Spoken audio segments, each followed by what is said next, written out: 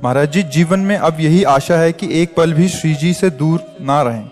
लेकिन मैं एक अध्यापिका हूँ, ज्यादा समय कार्य में व्यतीत होता है, उस समय भजन नहीं होता और बाद में कष्ट होता है कि सारा का सारा समय मैंने खो दिया। अपने लोग भजन का मतलब समझते हैं कि एकांत गुफा में बैठ करके जो किया जाता है उसे ही भजन कहते हैं। वो भी एक भजन का एक अंग है। संपूर्ण सृष्टि श्री भगवान की है। वेद और उपनिषद जिस बात को प्रमाणित करते हैं वही बात प्रमाणित मानी जाती है। मैं एक बहुत रूपों में हो जाऊं। आप भेजे गए हैं अलग अलग सेवाओं के लिए। कोई डॉक्टर है, कोई मास्टर है। अगर तुम मास्टर हो तो बच्चे में भगवत भावना करके और शिक्षा रूपी भजन, और उस समय यदि भगवत भाव रहा तो आपने जितने घंटे बालकों को पढ़ाया वो भजन ही है, उससे बिलक नहीं है। अधर्म से किया हुआ हर कार्य निष्फल है और धर्म के लिए किया हुआ हर कार्य भजन है, क्योंकि सृष्टि भगवान की है। तो हमें ये बात समझनी कि हमको जो स्वांग मिला उसमें हम बेईमानी न करें, उसी से भगवान प्रसन्न हो जाएंगे। अगर ये स्मृति चली गई तो अहंकार आ जाएगा।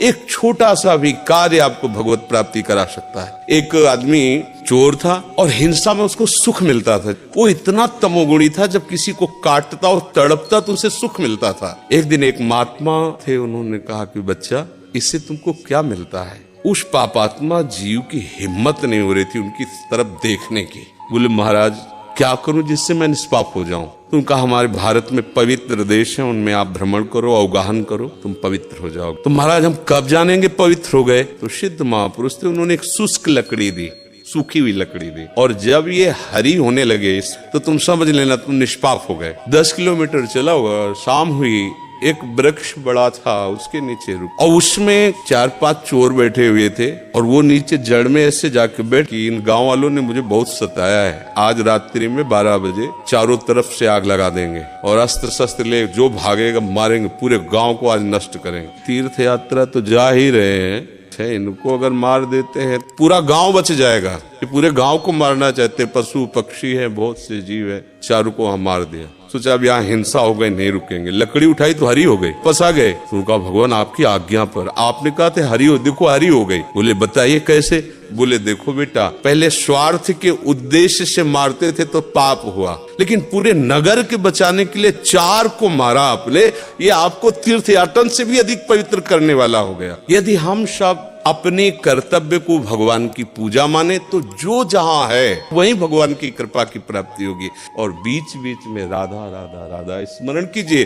श्री हरिवंश महाराज जी, मन भजन से हटा के कई बार सांसारिक भोग और सुखों की तरफ ले जाता है, मन बाधा उत्पन्न करता है। भी हम मन का स्वरूप समझ नहीं पाए, इसलिए हम शिकायत कर। मन बाधा उत्पन्न नहीं करता है, मन को हमने वो पकड़ाया है, वही हमारे सामने पेश करता है। अब आप सत्य चिंतन की तरफ जाओगे तो जो पहला उसे डिलीट करना होगा ना। ये जो नाम है, ये जो मंत्र है, ये उसको डिलीट करता है, तभी तो मन निर्मल होता है। भजन करते करते आप धैर्य पूर्वक नाम जपते रहिए और विचार कीजिए जा रही है।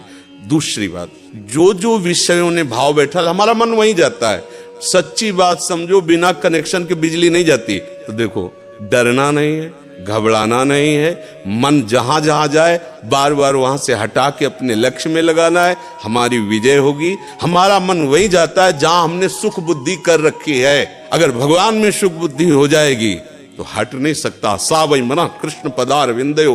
तो भाई मन की क्या गलती, उसको आप पकड़ा के तो देखो नाम। ऐसा होता तो ये जो विश्व में हमारे संत महात्मा है सब नाटक ही थोड़ी होता है, असली का ही नकली होता है। तो अगर कोई पाखंड भी करता है तो उसी असलियत का स्वांग करता है। सोते जागते उठते बैठते चलते फिरते सच्चिदानंद भगवान उस स्वभाव में, उस हर समय प्रभु का स्मरण। ऐसा क्यों हुआ?